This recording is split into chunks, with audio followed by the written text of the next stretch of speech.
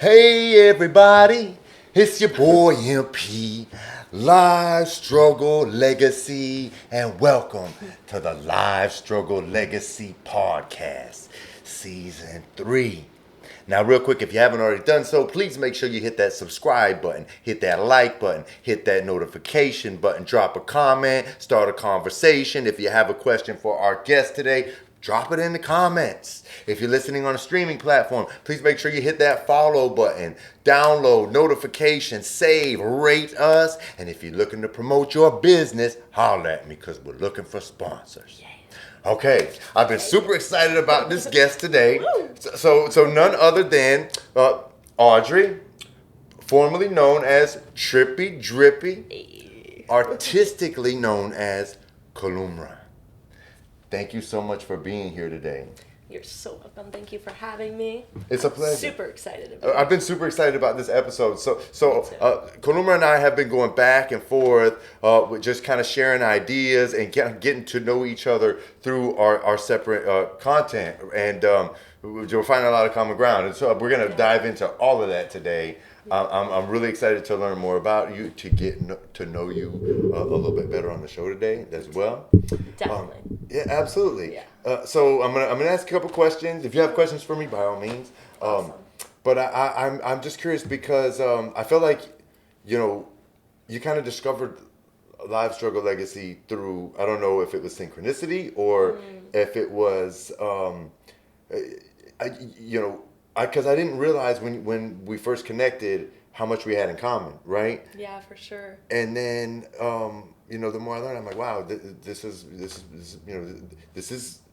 in alignment, right? For sure. And I'm just curious from your perspective, what about our story, our branding, and our movement connected with you and made you feel like in alignment with Live Struggle Legacy.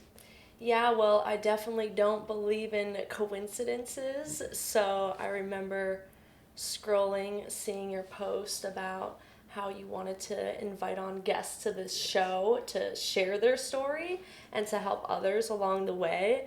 And it immediately captivated me because this is exactly what I need to help grow, feel more comfortable, and also resonate and speak with people that can help drive this creation further. And the more seeds that we plant and the more we say yes and start knocking on doors instead of being afraid, that brings you further into alignment. And just being able to briefly look through your story and see where you come from definitely felt aligned, and the transformation, the transcending the pain into power, and the using your voice as a platform is one of the most beautiful things we can do. We need to learn to speak up and voice who we really are to awaken others and inspire others to be a bit more confident and comfortable and authentic. Yes. Because that's the other thing. You're very authentic to you, your brand, your vision. And it's not a self-serving thing. It's a bigger picture. And that's what we come here for. It's not really about us. It's about them. So, yeah, I'm really excited to be here. I'm really excited to have you. So let's dive right into it. Tell us about Kalumra. What is your live struggle? What's your story? So, as you mentioned, kind of the synchronicities and a lot of these happenings and mystical things have occurred throughout my life that just kept bringing me to closer and closer alignment with what we would call soul, spirit, the one, the all, and just the ever-knowing truth that this life is eternal. This life is not something to fear.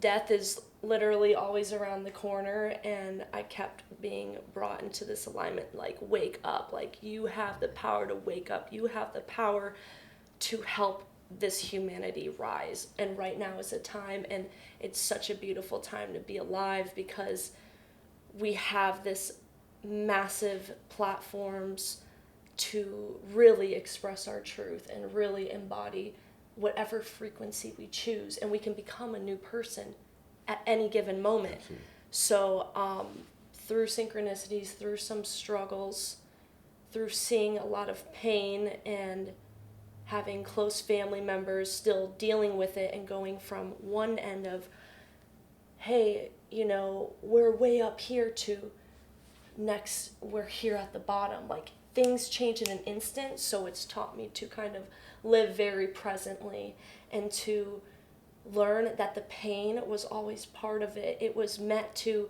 grow us and to build us, and it expands us so that we can create and become what we're destined to be. And now that I start looking back at life, I'm seeing everything was meant to be. It was perfect alignment.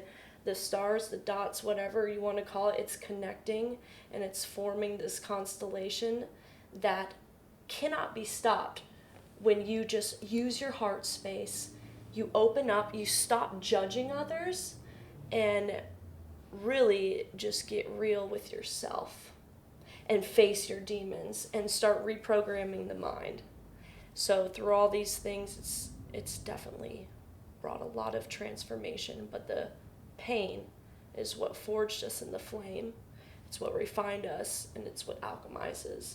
So yeah, that's part of the story. So I don't want to pry too deeply, but like, so my you know, I had a big part of my transformation started in a low point in my life in federal prison, right? And you know, I've talked about this in previous episodes where we talk about, you know, life will try to show you signs, or spirit, so to speak, will try to show you signs, and it's like you don't pay attention to the signs, you know, it's like you just disregard them, and then the signs start to get more powerful, and then you still disregard them, and it's like you just think you're so in control all the time, right? And Exactly. to a certain extent we are, but then the next thing you know, it's like you get snatched up by your hair, dragged through it, right? Yeah. And then it's like, okay, Forced to and some face. people still don't get it at that point, right? But Repeat. yeah. So do you want to share any maybe stories or experiences that open your eyes, and maybe some of that, Yeah. you know, like transmutation testimonial, so to Yeah, speak? for sure. This is one of the deepest that probably changed a lot of who I am and helped me become this version. But it sounds bizarre, but it was kind of like a near-death experience, but without nearly dying. And what I mean by that is I have a friend who has had premonitions of people that have ended up passing away after he's had these visions. So basically, one day he called me, this was about 2 years ago, in the middle of the night, or he texted me in the middle of the night, do not go to work tomorrow, do not go. And I was like, what does this mean? And at the time, I had like rented one of those slingshots, those 3-wheelers, and I was just driving it around crazy all week, just having fun, like treating myself. And I was like, what? This is so weird. What is he texting me about? And I was like, what does this mean? Like, I don't understand. And so the next day he finally called me, and I'm like, hey, what's going on? I was like, I shut the shop down for today. Like, I told my employees, don't go in there. Just stay home today. Like, you don't want to fuck around and find out. You just don't. Mm-hmm. So I asked Eric, I said, what's going on? He's like, yeah, he told me about how he had visions, and like one time his sister was in it, and he wasn't able to stop it in time, and she ended up passing away. And it was right when he called his mom. He's like, he's like, don't let her leave. And then she's like, oh, she just walked out the door. Walks out there, and she's like under a vehicle and ends up dying. Oh no! And so she got hit by a car. Yeah, she got hit by a car and passed away. And I asked him, I said, so have you been able to save people before by letting them know? And he's like, yes, but I only recently just started speaking about it because people just don't understand. They don't get that there is a spiritual world that many of us are connected to. We've just been very bombarded by energies and the kind of the darkness. So he also was born, like dead. I forget what happened, but no oxygen or whatever, so he came back. So maybe that has a spiritual tie to having some type of psychic abilities. But basically he told me, hey, I had this dream. Your dog, Luna at the time, my husky, it was like a scene by the road, and it was somebody next to the sidewalk. He couldn't tell what it was or who it was, but it looked like it could have been me or somebody similar to me, maybe my mom, maybe a friend, somebody just, and he said that it was so like disturbing that he couldn't like really talk about it. And I was like, okay. So I stayed home that day. I remember I was just really afraid. Like, I was like, what? I'm like, I've never been in that position. Like, I could not wake up tomorrow and I wouldn't know. Like, I remember going to sleep and being like, what if I don't wake up? And like, we never have to really think about that in our whole lives. We're never really like, oh my God, am I going to wake up tomorrow? I don't even know. Like, and so that made me just think of everything that I loved and like, what is my purpose? Why am I here? What am I doing with my life? Like, why did he have this dream? Like, I started questioning everything because I said, this is for a meaning. Everything's for a meaning. And he told me that if it was going to happen, it was going to be at sundown or sun up. So dusk or dawn. And I was like, okay. So literally made it through the day. I was like walking around my house with like my gun all day. And I was just like so paranoid, looking around like, fuck. But long story short, I ended up, like, it was the next day, and yeah, I was still scared for a few days after that. I was just kind of paranoid, and then it was, like, months where I was literally afraid of the sunrise or sunset, and that whole day, you know, I didn't drive the slingshot around, because I'm like, I'm not risking anything. Like, our life is so valuable, and when you're faced with that, and you realize you could be gone like this, what's different than if he didn't tell me that, and then just one day I left? Like, what would I actually be leaving behind? What would I have been happy with my life, or would I have freaking regretted it and, you know, just not been living as present as I am now? So I was so grateful for that experience, but the things that happened after that were crazy. So like within a week, my mom was at the mall. She decided to go to the bathroom first. Right before she walks out, shooting right outside of the mall. Couple weeks after that, we were supposed to go to Ybor. And we just that night, I was like, I'm not feeling it. I'm not going, just out of nowhere. And usually I'm non-negotiable. If I say I'm going somewhere, I go. So I said, I'm not going tonight. Shooting right where we always were at. And so all these little synchronicities kept happening. And it was waking me up like, okay, Audrey, your time here is valuable. You truly don't know when the end is coming. So pretty much I just realized that through this deep thought of, hey, I could die, like I've lived a pretty good life, but also I was living very unconsciously for a long time and with all these filters over me. So I just decided, man, there's more purpose to life. And so it was instances like that that brought me closer to spirit and self, and to not look at the outside world as anything separate. It's a unified field. Everybody is mirror projections of one another, looking back at you, reflecting what you need to see. But at the end of the day, we're all the same. We all bleed the same. So, yeah, it brought me closer to just spirit and soul. And yeah. Yeah, okay. Yeah. So you were born out west, right? Yeah, in Cali, and I just was there as a baby, and Okay. then we moved to Miami. So when you were like a baby? Yeah, pretty much like 2 or 3. Okay. Yeah. What part of Cali? Culver City. Okay. Yeah, outside of LA there. Okay. And then there was a crazy earthquake, so my mom took us kids, and we went to Miami. Yeah, okay. And what part of Miami did you grow up in?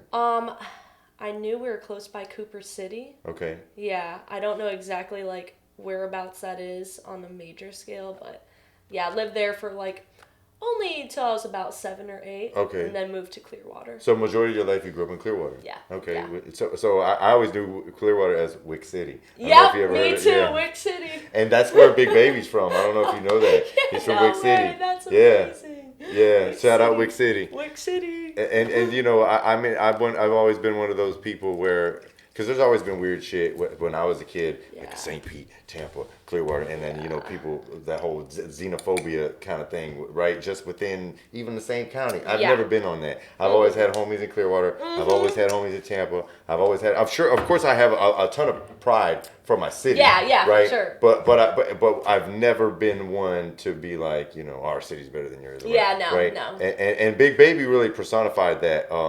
Tim, you know, my big homie, the basically the inspiration between Live Struggle Legacy, absolutely. Yeah. So let's get into music. So I'm assuming that Trippy Drippy was a artist name originally. Yeah, right? Trippy Drippy was my artist name for like about 3 years. So what happened was I stopped doing music for 10 years. This is when I seen the dark side, which that's another story. Can we get into that? Yeah, let's do it. We can just get into it because that I think was a big part of it too, because music has always been my love. Like my dad, he basically could pick up any instrument and play it. And so it's in your blood. Yeah, it's in my blood. And he was like the stay-at-home dad while my mom worked 3 jobs. She had 3 kids and like was going to college. Dad was a stay-at-home dad, took great care of us. We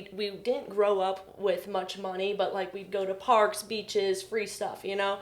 So what happened was once I got to like at 17, as soon as I could, I moved out of my mom's house. There was some domestic violence going on with my stepdad at the time, which she did end up divorcing him. So I seen the evil in him. I seen some negative stuff. Yeah, thanks. And it's all good though. It's part of it. And so I'm glad she got out of that. But I was like, I'm getting out of here. I came to Clearwater because this is where I was. She was up in Crystal River area. We moved up there just for a couple years while I was in high school, but I came back to Clearwater because this was my spot. Had my friends. We got our first apartment at like 17, 18, and we had a great time, but we were always making rap music in my friend Gutta's closet, like just staying up till 5, 6 a.m. and closet just, sound booth. Closet that's how I sound booth. started. Yeah, exactly. Blank comforters for you know what I mean, the acoustic treatment. Yeah.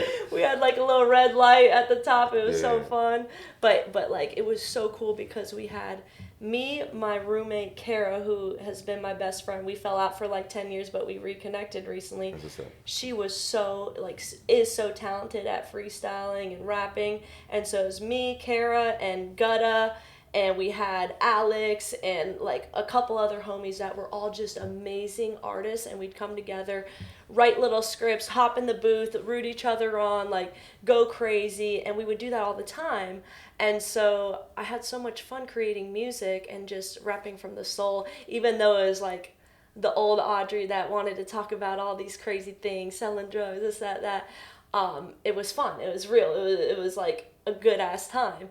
So basically, I stopped doing music for 10 years because I wouldn't completely say it was because of this incident, but because it just wasn't meant to be at the time. So, my friend Gutta, he came over one day, and keep in mind, I've known him for like 2 or 3 years at this point. And one morning, and it's like 10 a.m., and none of us ever woke up that early. So I'm like, who's knocking at my door? I hear this knock. Who's knocking at my door?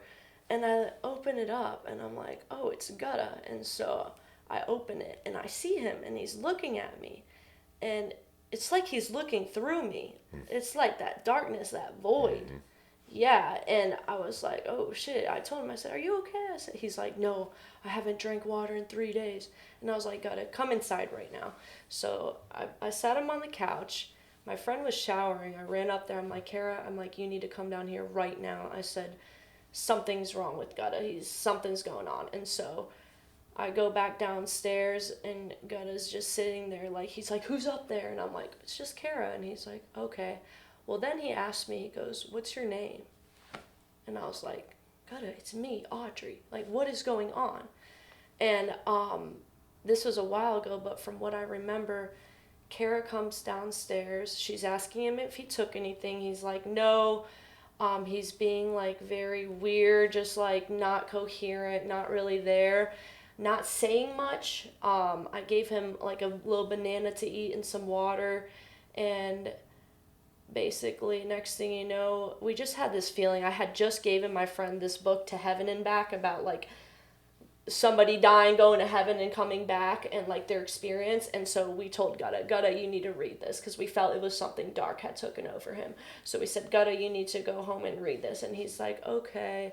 And he takes, and he's just like very monotone, and usually, you know, he's like a loud good guy. And so he grabs this book and he starts to leave the apartment, and he walks down the stairs. We end up leaving the house at about like 10 minutes later, and he's there at the bottom of the stairs with the book open, and he looks at us. He's like, what if you don't believe?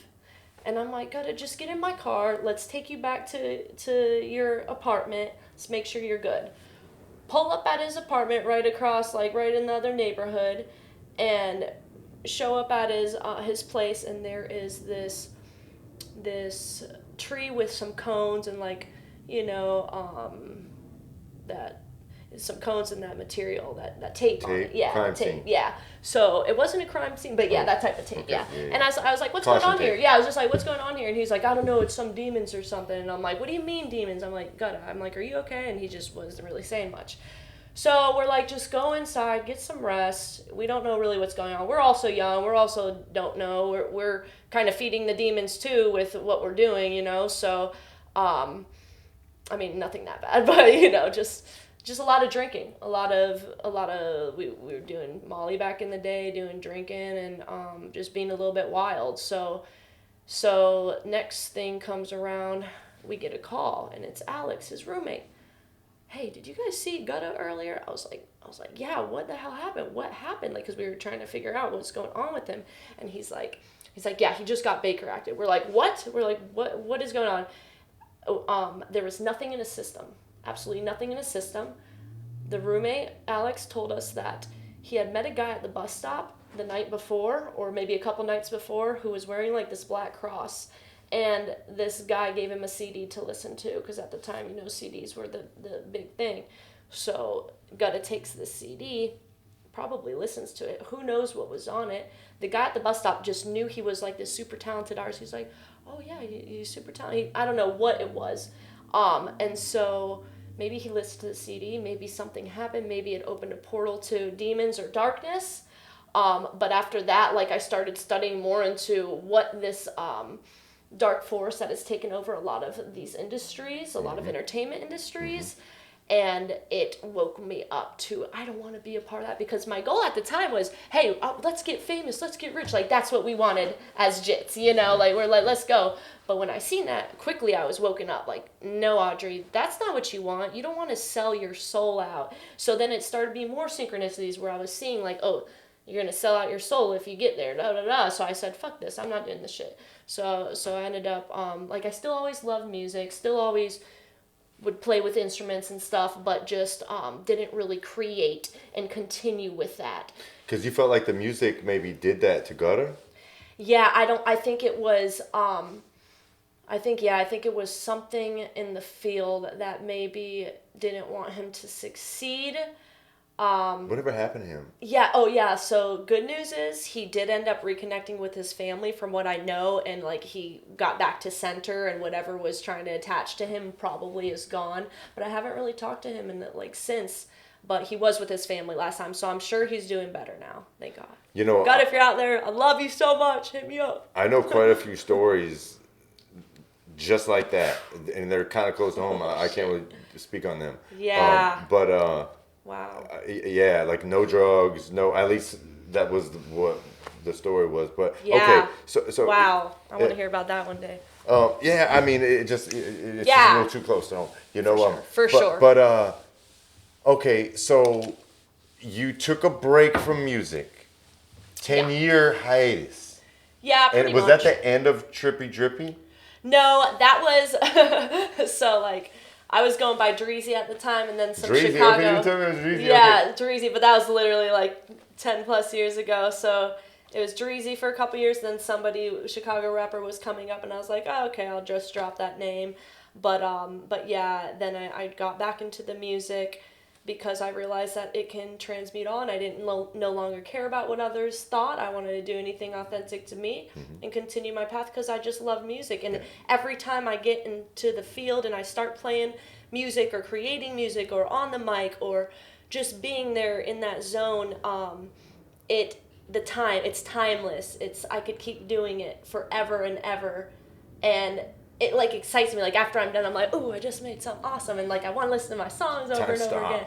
Yeah, it really does stop. I know exactly what you mean. Yeah, and so like as soon as I got Logic Pro, I made about 30 songs in like 3 months. So you were producing your own shit? Yeah, I was producing all my, because that was the thing, is I was like, I don't want to pay for other people, and I also want to make music that I want, because other people want this clean cut, super professional sound. I kind of like the grime. I kind of like the more raw music, the stuff that really is like, oh wow, yeah, that was made in, maybe a couple takes, but it still sounds good and I can relate.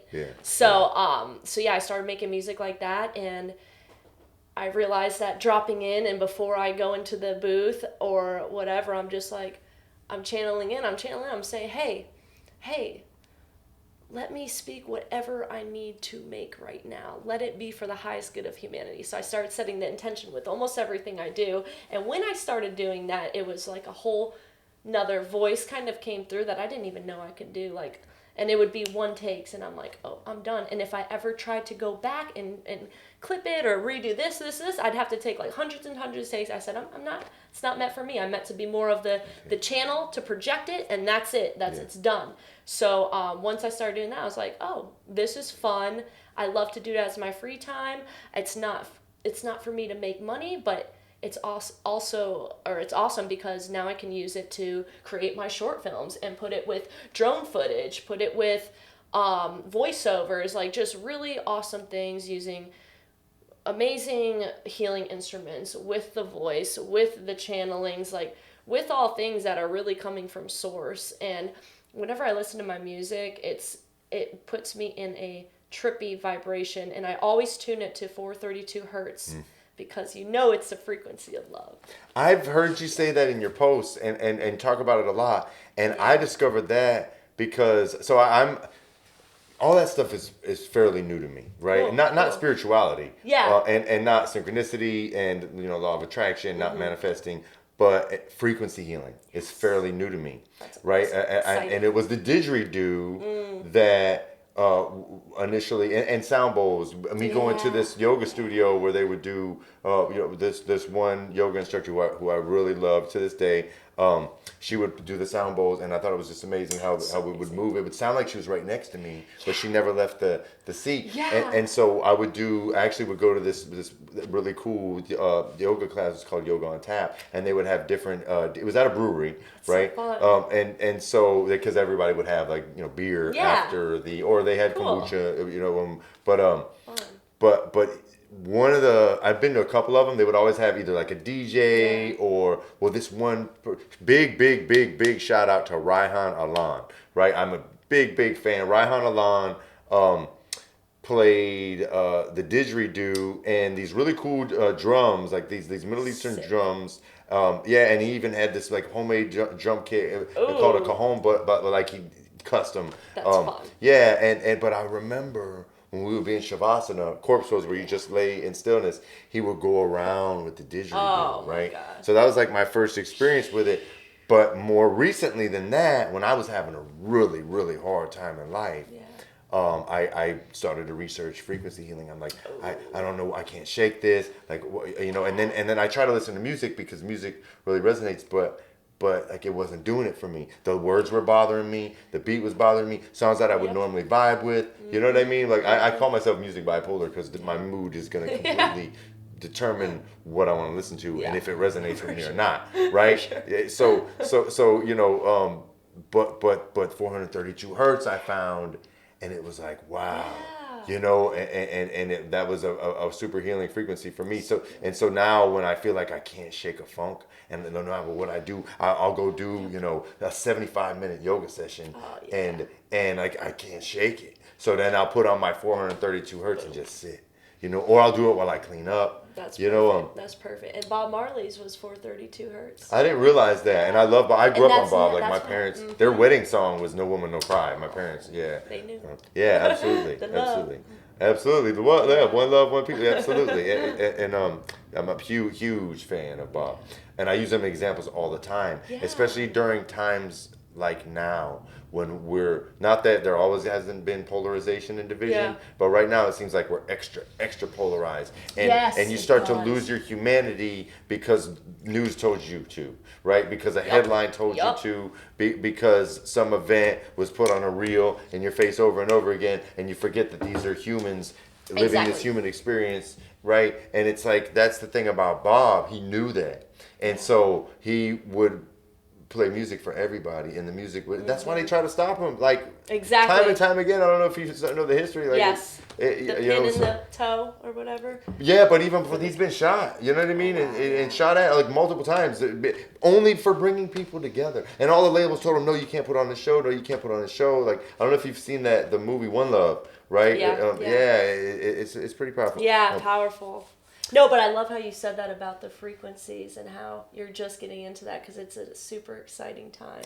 And when you start to realize, like, we've got all these filters, but once we realize, oh wait, we're a frequency being, like we literally are a frequency. And Yes. so my mom said it, I've said it. This is the time we're coming into where frequency is the new healing. All that medicine, all that garbage pharmaceutical doesn't belong. We need to tune into our bodies, tune into earth, and realize the power of these frequencies. Absolutely, and this has Yeah. been a common theme with me when I try to explain, because like people that I love with all my heart, some of the closest people in my life, they're not that tuned in spiritually. Yeah. They very much live in the world, right? And I'm not going to open this whole rabbit hole because I want to get back to you, but because you brought that up, right?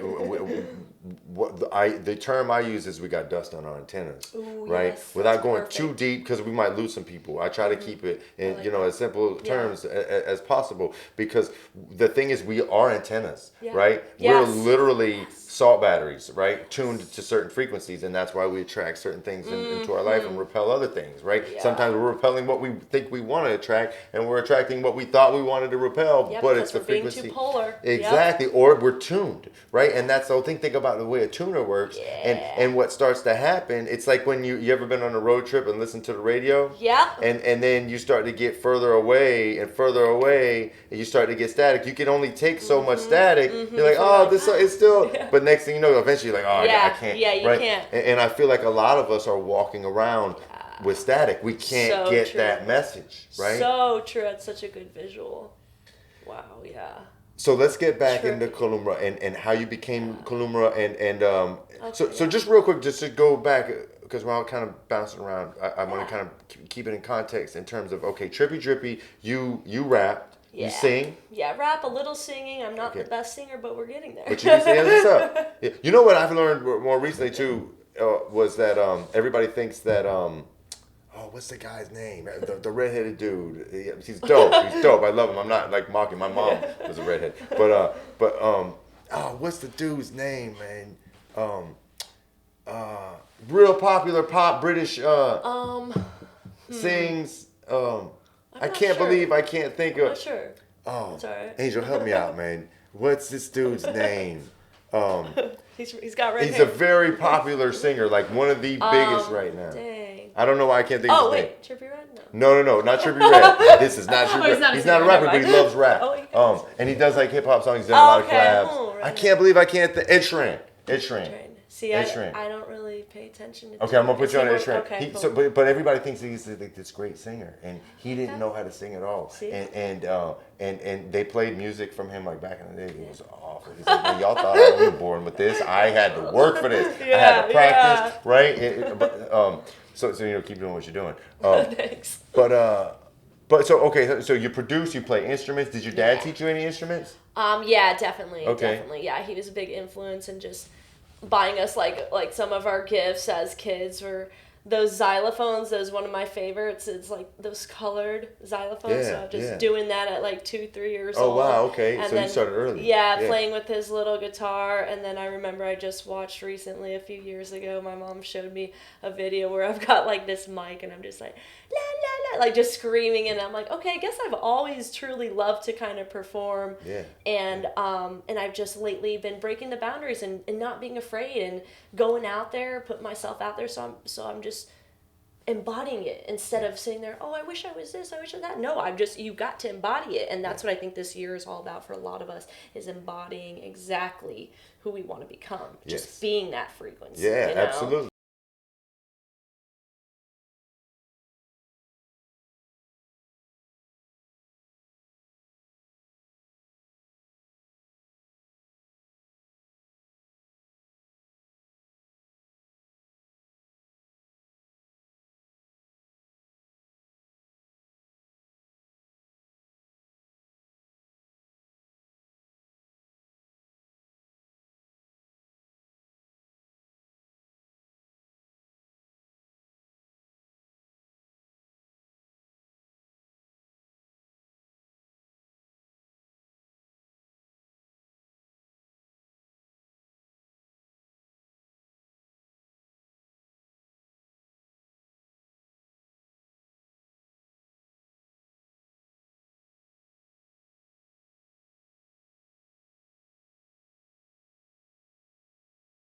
And that's kind of what my name represents, is a frequency now. So Kalumra, it is Ka, which is spirit, Lum, light, and Ra, which is the sun god. And because I have a lot of light code frequencies activating, like I'm obsessed with the sun, I have to be in it every day or I start to feel out of whack and out of tune. But I think that we're solar beings. Like you said, we're charging, we're salt batteries. Like, we need to remember that, like, we are Earth, and we need to connect with that Earth source to really magnetize our frequencies. And we have to ground. Yeah, ground and just become that vessel. And lately, with the things I've been doing and connecting to Earth and music and sound, it has attracted opportunities a lot more effortlessly than ever before, because it's in alignment. I was done. What happened was I was done with the permission slips. I was done freaking asking for people if I needed to do this or that. No, I said, I'm commanding my life now. Neville Goddard, Alan Watts, Napoleon Hill. Those have been the three. Yeah, these have been the three in the past year that I every day study. I stopped watching TV about a year ago. And I watch like no Netflix, no movies.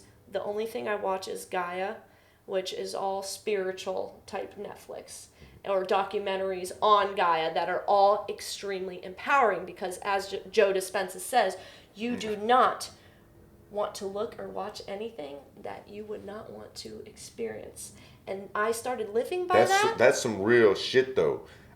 Yes, you know it. Yeah. No, you know it, because when you start living by that, everything freaking changes. And when you realize what you're projecting, your subconscious does not know the difference. Okay. So if you are projecting, oh, I'm scared of that, or oh, I can't do public speaking, or whatever it may be, you're writing your own fucking story. I'm big on Joe Dispenza.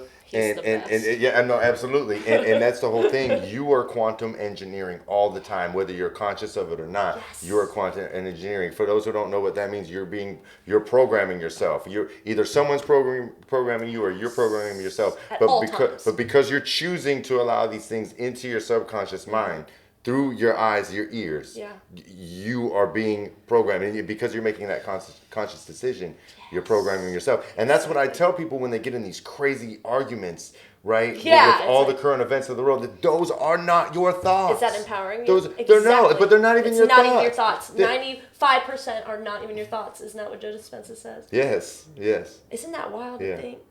So they're not ours, so we can just freaking let them go and release them. And not, because what you focus on literally grows. And focus goes, energy flows. Yeah, energy flows. And like people don't understand this imagination. The most original form of communication was through visual images, telepathically. So everything you think becomes reality. It all starts in your mind. What are you feeding your mind? What are you allowing in your mind? Who are the people you're allowing around you? What are the thoughts you're thinking every day? Is it a state of lack because you're going to attract more of it? Is it a state of wealth because you're going to attract more of that?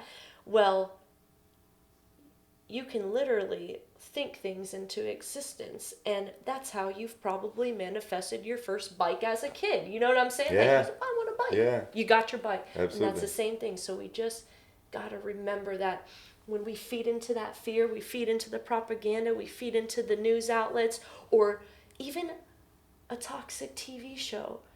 You don't understand what that's doing at a subconscious level, because that has no filter, but that is controlling most of your life. Yeah. So I realized that I needed to get a grasp of my own mind, and I was very disciplined, but not in a way that it was a resistance for me. It was like, no, like there'll come a point in time where I'll go watch TV again when I'm ready. Like, I loved watching Love Island, but it became toxic, and I like I would watch the stupidest drama shows, and then I'd fucking sleep like shit. Yeah. And so I realize now, I sleep great. I have incredible insight often when I wake up, and a lot of this is through deprogramming the mind, because what happens is not only are you hearing and seeing all these things on a consistent basis, and your entire environment is sending signals to you all at once. Think about you driving down the road and you're seeing a sign here, buy me, buy this, and then you're hearing dings on your phone all day. Beep, beep, beep, beep, beep. You're in fight or flight. You can't even relax and get into a creative space, because now you're being bombarded by overstimulation. So you're distracted, Static. You're manipulated, you're being, honestly, I believe this is a silent war happening. And we've got the 5G signals traveling, disrupting us. We can only see and hear certain frequencies. So how do we know what's really disturbing us? How do we know what's really coming out of that TV screen? And what, it's just an innocent show. Okay, well, I know you've heard of the Coco Melon and how that's caused a lot of kids to have ADHD, and they can't even focus because there's so much colors and this and that. Stimuli. Yeah, and so it's about coming back to nature, coming back to remembrance, coming back to, okay, I can use technology for a greater good, but that's not who we are. We're never meant to be so consumed, because we already, when I really got into deep meditation, it literally told me, you already have everything you need. You have everything you need right now with nothing. Yeah. And now it's the same thing. When I had that near-death experience, it was like, I looked around like, none of this fucking matters. I'm like, this is all gonna be gone. All we take is this soul and this power that can't be destroyed, but all this other stuff is gonna decay. It's gonna get thrown in the trash.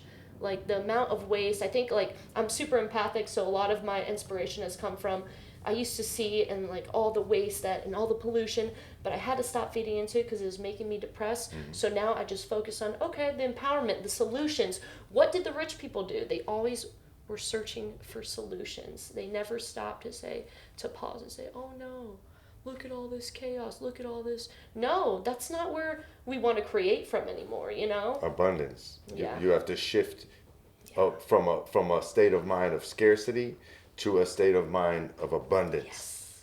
You have to change the frequency and eliminate the static, because you can't connect when all the static is coming at you from every direction. Your phone, your TV, the people that are screaming at you and honking at the horn at you at the red light. Yep, right? Exactly. So I don't want to get too off base, because I really want you to talk about what you do, your modalities, right? Okay, cool. What Kalumra has to offer, right, in terms of sound healing, in terms of guidance, some of these things that you offer the world. Yeah, thank you. So as I embody this new Kalumra essence, it all comes down to using sound to tune you. Sometimes I think the word healer or needing to be healed feels a little bit like, oh man, there's something wrong with me. And I don't quite like that term too much, but it's what's known. So I don't mind, oh, I'm a sound healer, I'm this, that. But I like to call it a frequency alchemist. Okay. That's what we are. Literally, that's what we are. So basically, by using instruments and tuning our bodies, we can get back to our center. We can get back to the calm and the peace that allows us to be creative, allows us to open our heart, because that's what is happening is everyone's heart is closed. Everyone's so inward, disconnected and static, and it is time to open up that field. So through different modalities such as the 432 hertz handpan, the American flute, the chimes, the wave drum, tuning forks is also what I use in some of my modalities. I like to use the alpha and the the alpha and the theta. You put one in each ear and it oscillates, and then it ends up connecting your brain waves into creating the hemisync. Okay. So that's one of the tools. And another tool to sync our field is the Egyptian healing rods. So the Egyptian healing rods are these two like little bars like this, and they're copper in the right hand, nickel in the left, and they're filled with this quartz, which is just sand. So being here in Florida, we've got so much quartz everywhere, and people go to the beach still wearing shoes. And so take off your shoes. So anyways, especially in the sea. yeah, this is like ancient technology. You'll see it in some of the hieroglyphs in ancient Egypt.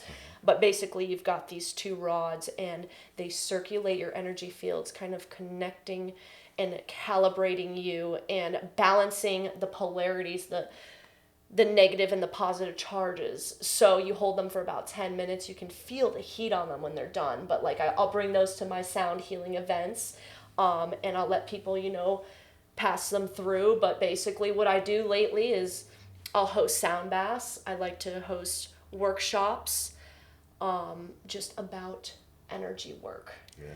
Energy work, breath work, using what we already have naturally gifted to each one of us to empower us and to be able to teach another, because the goal for me is to help teach others so that there can be a healer in every household. Yes. That's what just needs to happen. Why not? Yes. So so it's a beautiful thing, and I can stand and vouch by it because a few things have happened that made me realize I am on the right path. And sometimes we need those signs to really say, okay, this is for you. Like, don't give up, keep going, because it does get hard and we doubt ourselves and we deal with a lot of fear and doubt.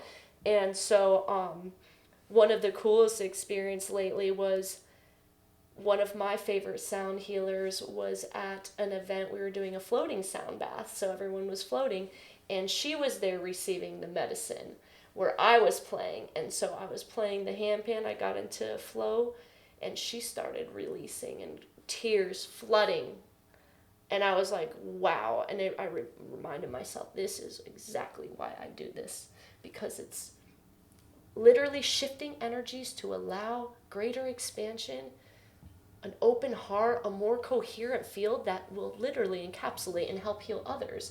So experiences like that. And then my sister, who was dealing with some health issues, we were in the hospital about a year ago, and I was using the tuning forks on her hip and using those, and she was having a lot of inflammation and pain. She couldn't calm down. She couldn't sleep for a few days. And so I brought in to the hospital like my singing bowl and the tuning forks, and the doctor comes in, he's like, what's going on here? And then we're taking Shilajit out of her purse, like giving her the Shilajit minerals and making sure to hide from the doctors, because they don't want to work on you if you're doing stuff like that. So I'm doing the sound healing. She's finally starts being able to relax, and she's like, oh my God, I feel so good. She started yawning. I was like, wow, the power of this. So little things like that kept leading me to, okay, this is my purpose. I'm now meant to, my love for music is always there, but now there's a freaking purpose and a drive behind it. And I'm not rapping about drugs, and I'm not rapping about going to the strip club, we're just having, we're here to heal now, and we're here to experience and still be fun, still be goofy. Like, a lot of people get this conception, oh, if you're a healer, sound healer, yoga instructor, this or that, they have to be serious and collected and everything's, I'm a perfect person. No, there's still so many struggles we all deal with, but with the community you can bring together, and just by healing one another, just by giving your medicine, it will come right back to you, and it will feed the loop, and you're going to hear great stories, you're going to open your mind, and you're just going to keep going. And we're all natural healers. We all have our own abilities. We're just got the filters on. That there's nothing wrong with us. We're just pulling off the filters. You know what I'm saying? Yeah. So yeah, it's been a fun journey, and I love where it's going. I'm just starting to do like mentorships too, so helping others find their definite chief aim, which I like. Not a lot of people know what that is, and it's a Napoleon Hill rich people secret. So I recognize that, and when you post, I'm like, that is a Napoleon Hill. It is. Joint. Yeah. Yeah, and like just he really resonates with me because it is so true. Nobody has that aim. Nobody's really focused in. They're like, oh, I went to the casino one night and I started asking people randomly, and I was like, hey, what's your definite chief aim? And I was just asking table. I'm at roulette, just like asking people, hey, what's your definite chief aim? Like high rollers and that sort of thing. Yeah, and I'm just like wondering, like I want to learn what more. What kind of responses were you getting? Oh, it was funny. Somebody was like, which is there's no problem with it. He was like, I want to have a family. I'm like, that's cool. I like that. But I'm like, think deeper. And everyone else was like, what's that? I'm like, what's your goal? And people like really didn't even have an answer for it. Or if they did, it was just kind of like, like, no, you could do a little better. So the interesting thing about that night though is I'm like opening people's mind, and 3 times that night, people came up to me and gave me money. They're like, you were my good luck today. $5. The next person was 10, and the next was 20. And I was like, I was just being me, and I was barely talking. I was wearing like super baggy pants. I didn't want to be hit on. I was wearing like a super baggy shirt. Like I was just in my zone, just saying a few words here and there. It wasn't even like drinking or loud or whatever, just vibing and asking people what they thought. And it ended up turning into something that was like, wow, open people's mind because they need it. Yeah. And especially those that are a little bit directionless, and they might have a lot of wealth, but they're going to the casino and spending it on something that, yeah, it could be fun, but you could also make it mean so much more. Yeah. Before I forget, so one of the main things is that coming back to remembrance and to ancestry and soul ties, it's interesting because my grandpa, he passed away, and then I have family that love to do like poker, and I had like poker dealer uncle who he knew how to count cards. He was kicked out of like a couple casinos. He passed away now, so they can't do anything. But they all loved gambling, and the point of that was that one day, this is where kind of the whole sound healing happened. I was in Vegas. Me and my mom, we went to go meet up a couple years ago. We went to a we went to a Matisyahu concert that was at Area 15. Well, at the concert the morning of was a gong meditation. First time ever doing a sound bath and breath work like that. And what happened, what blew my mind, it was my mom, she ended up reaching states of gamma, which is that infinite love and infinite bliss. And she was just, like, I could see her just, like, tears pouring out her face. I came in, I was so hungover, and, like, literally, I had asthma, I was hungover, and then by the time I was done, I felt so good, I was alive. I was like, oh my God, I didn't have asthma for, like, 2 or 3 months after that, and it was just 45 minutes of, and then there... It was Qigong? No, it was breath work, and then they were playing the gongs. Oh, okay. They were playing beautiful gongs, and they were speaking. There's a bunch of healers in the room. It was a huge, huge warehouse with probably 100 attendees in there. We're all breathing together, and mom's reaching states of gamma. I'm feeling so good. And it inspired me. I said, oh my God, this stuff is so powerful. And so then I went ahead and did another sound bath once I got back home with a friend and had major breakthroughs. Wow, this power, the breath, the things that are freaking free are what are awakening us and can make us manifest the greatest. You said something, it's free. It's all free. So it's freaking free. The thing is there's so much static in the air Yeah. that we forget that we have this really incredible world that we live in. Exactly. And everything doesn't cost money. Matter of fact, the best things don't cost money. They don't. So I want to make sure we cover all the things, because we got a few more things that I want to talk to you about. I have to share one last thing. Please, absolutely. Okay, go ahead. Please. So the 432 hertz handpan, where I got that from is I'd wanted it for years, but what happened was when I was in Vegas with my mom during that trip, I was at the table as the morning before I left, and I said, okay, if I hit big, I said I'm buying that handpan today. So I literally put on roulette. I think at this point I was the only person at the table. It was like super early, and I had my plane to catch in like 3 hours. But I put my chip like on one of the numbers, and I put a couple chips around just that one number. And that number, I believe, was like my mom's mom who passed away, my grandma Delia. Her lucky number was 31, so I put on the 31 and I put the numbers around. Boom! I knew it was my last hit. I hit it. I got paid out like $400 or $500. Took the money, left. But what happened was I got to the bottom of the stairs. I started having all this.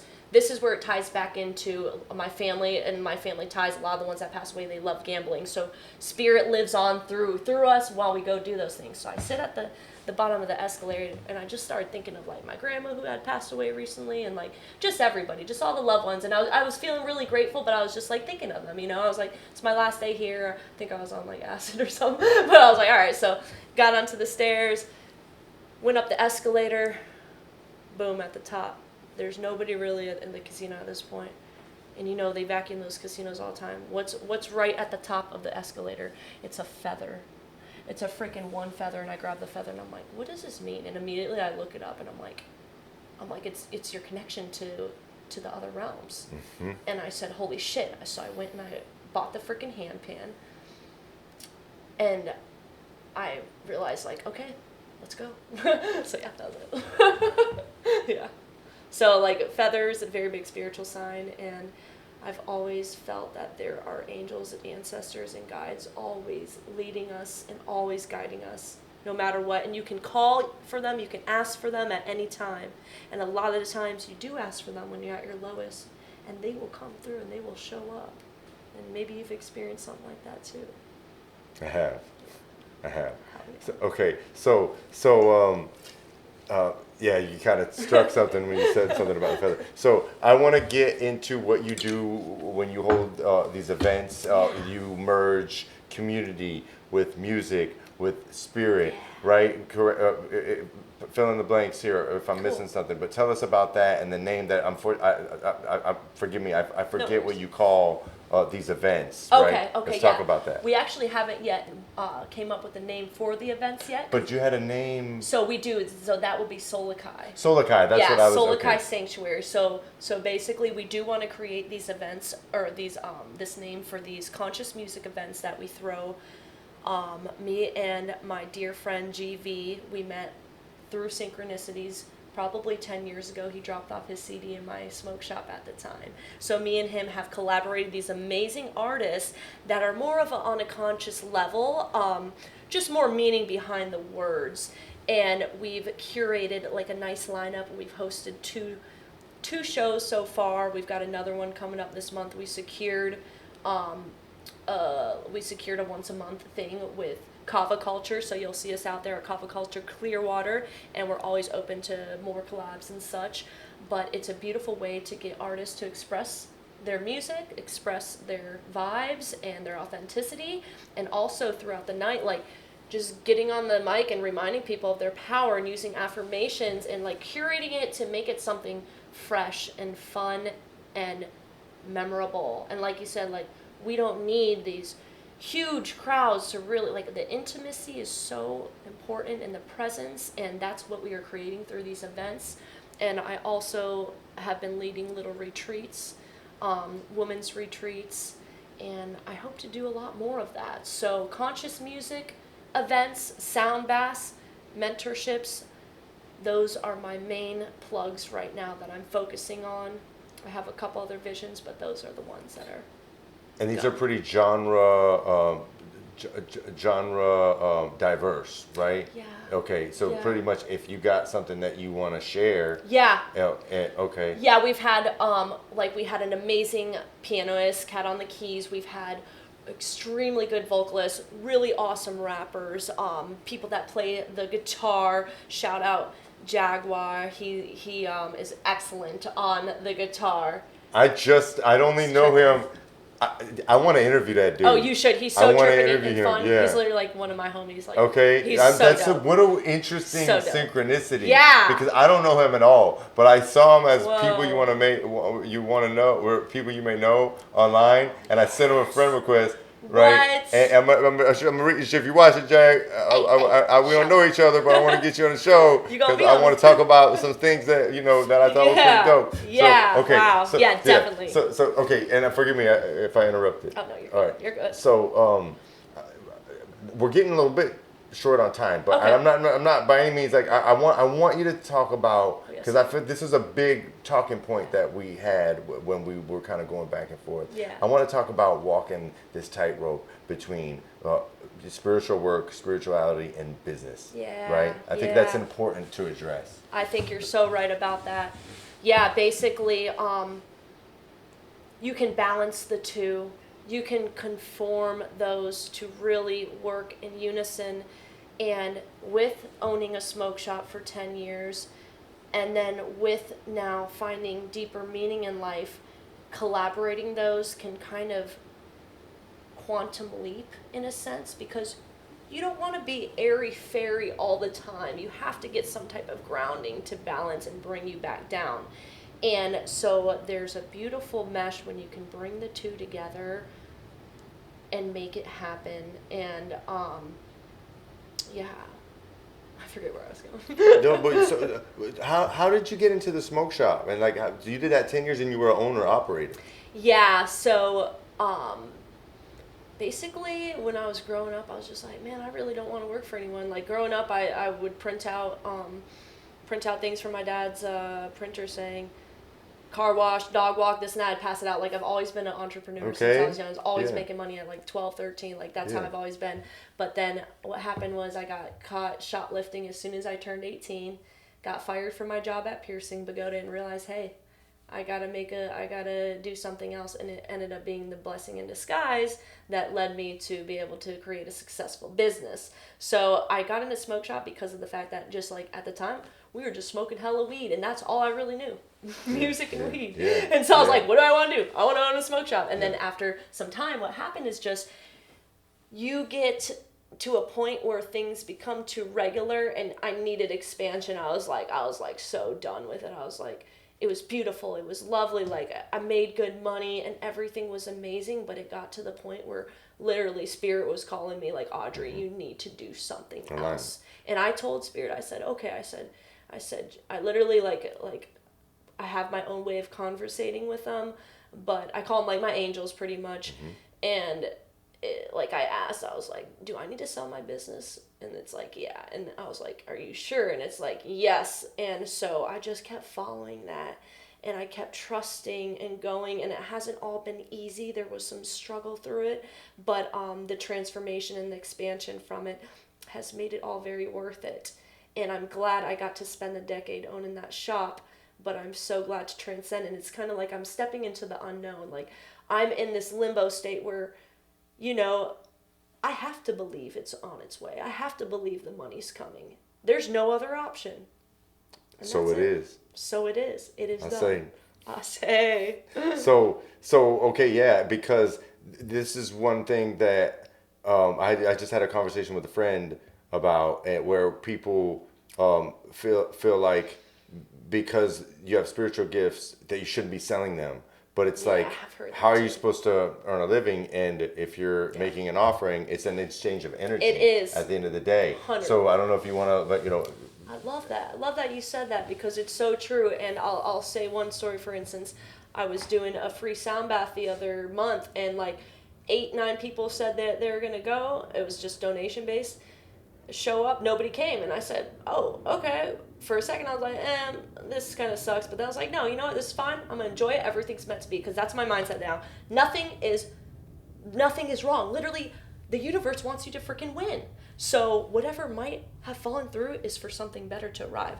So that happened, and I said, you know what? After that one, I think I did maybe one more donation bath, and then I don't even think I did. I think it was after that one I said, all right, I'm just going to charge. So I just charged, I charge, like I said, sliding scale 22 to 44. And then what I would do is I just direct message people that I know resonate with me, but might not be able to come and afford, or just doesn't have the extra money right now, because I don't want to turn away anybody ever. So I needed, though, to hold that ground, to call in that space, because I do need money. Like, we all need money to kind of be able to make bigger moves right now. And or to not buy really food and groceries and have a roof over your head. Or if you're a parent, to provide. Yeah, and I'm a parent for 4 dogs, so and I cook them fresh food. So it's that, though, I realize we have to give ourselves value, because if we're just constantly doing things for free or expending our energies, we need to fill ourselves. And when you do sound healing, it's not just oh, you're playing around music. You are tuned in. You are feeling the frequencies. You are there embodying this just beautiful love and light. And to hold that space sometimes, it's a lot. And it can be very, very transformative. Or the next day, sometimes I'm just really tired or exhausted.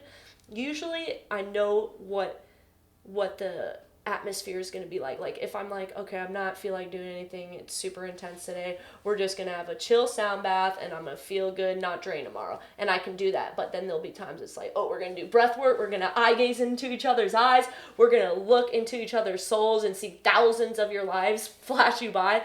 And then the next day you're oh my God, what was that? And it's bizarre to see all that. So, yeah. So that's great. No, and thank you for sharing that. And I think, that,